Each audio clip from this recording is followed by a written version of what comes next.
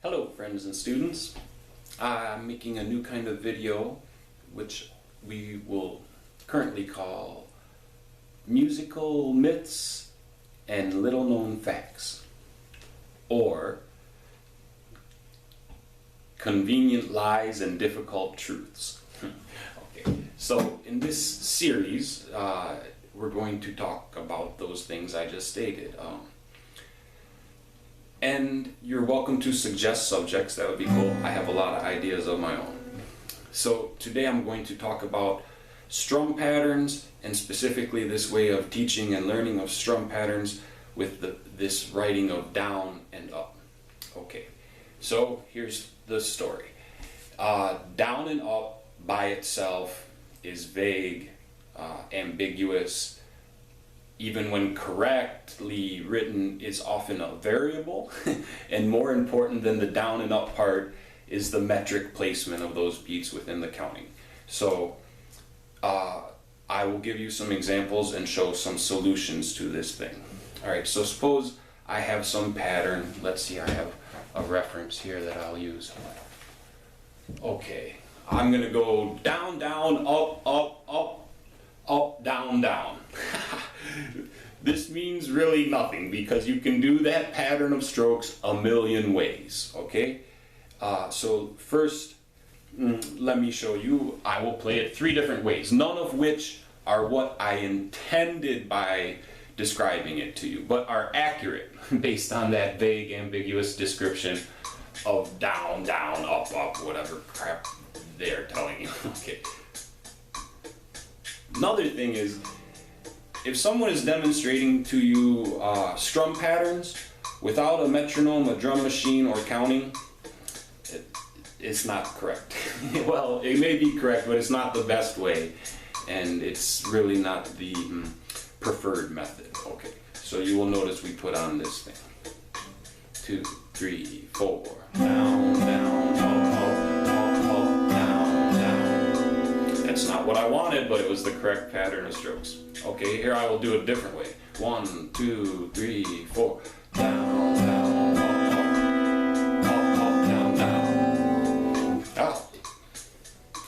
Right pattern of strokes, not the rhythm intended. Okay. Now I will do a third way. Again, right pattern of strokes, not at all what is intended. 4, 1, 2, 3, 4, 1.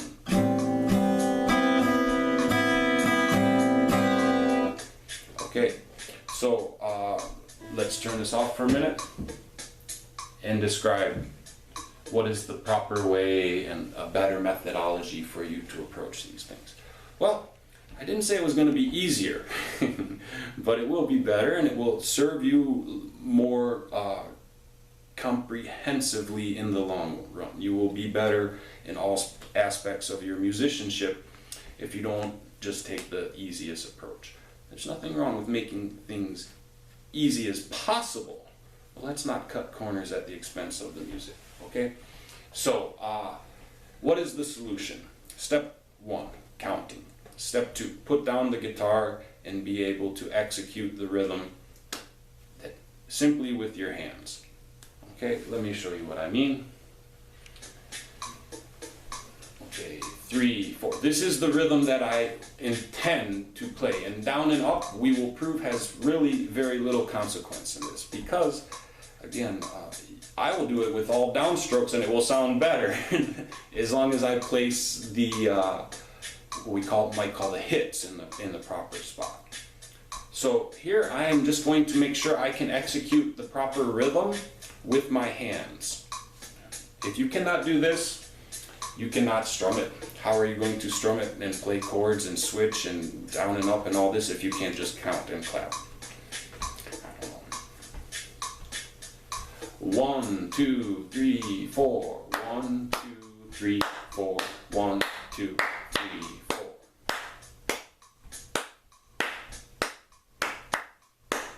Okay, so this is the rhythm that is intended, and again, the strokes are of less consequence in terms of down and up than the placement of the strokes. As I suggested, a better method of studying would be to count to clap the rhythm. Next step might be to play it with what I call muted strumming, or what's called muted strumming, because the idea is we're going to train one part of the figure at a time. You don't have to do the chords and the switching and all this business with your fretboard hand. Just learn very well and clean the strum pattern without any chord.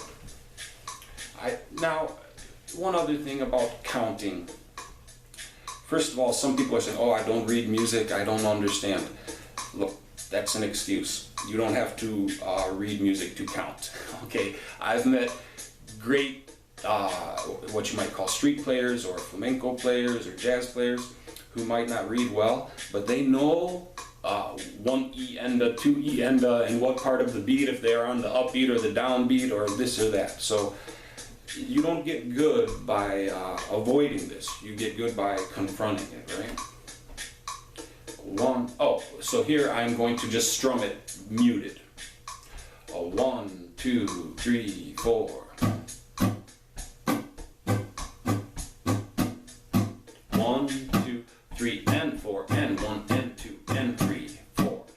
Okay, so there I just muted because the chords don't matter. We are training the rhythm and, let us say, the strumming hand. Now, to further prove my point, it depends on the particular chord and song and strum pattern we are referring to, but generally the down and up is not important. I will execute the same figure with all downstrokes. It will sound good. 1, 2, 3, 4. 1, 2, 3, and 4, and 1, and 2, and 3, 4. 1, 2, 3, and 4, and 1, and 2, and 3, 4. Okay, now do I have to do all upstrokes? No, I think you get the point. So, the myth is down and up is going to help you learn to strum guitar. Can you learn this way? Yeah, you can. I mean, you can do anything. You could walk to school on one leg every day if you want to. You will get to school. It might not be the best way. So when you are learning, look for, when it comes to strumming, the placement of the beats within the metric structure. Then you can worry about down and up, and then you can put any chord you wish in the other hand and make some nice songs and strumming. But rhythm is king. Down and up is arbitrary stuff, or at best vague and ambiguous. So use these tools to help yourself improve and avoid just shortcuts that are going to give you superficial knowledge.